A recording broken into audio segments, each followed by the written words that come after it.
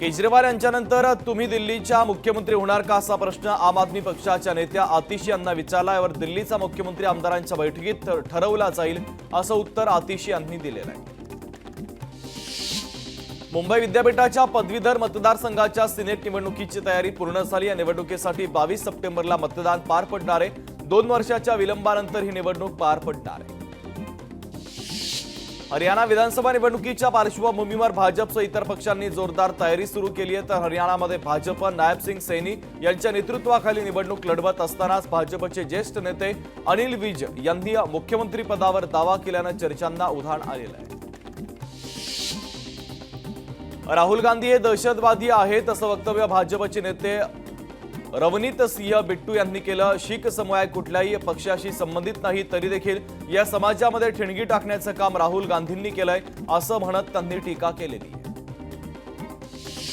गणेशोत्सवाच्या पार्श्वभूमीवर पुण्याला मिळालेल्या पहिल्या वंदे भारत एक्सप्रेसचं लोकार्पण आज पंतप्रधान नरेंद्र मोदींच्या हस्ते व्हर्च्युअल पद्धतीने होणार आहे। पुणे ते हुबळी या वंदे भारत एक्सप्रेसला केंद्रीय सहकार आणि नागरी हवाई वाहतूक मंत्री मुरलीधर मोहोळ हे पुणे स्थानकावरून झेंडा दाखवणार आहे।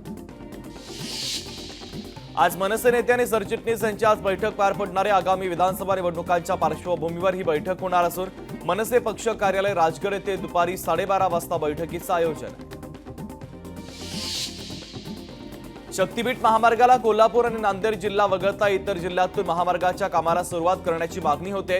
या 2 जिल्ह्यातील विरोध दूर करण्याचे आदेश रस्ते विकास महामंडळानं दिलेत अशी माहिती मुख्यमंत्री शिंदे यांनी दिलेली आहे।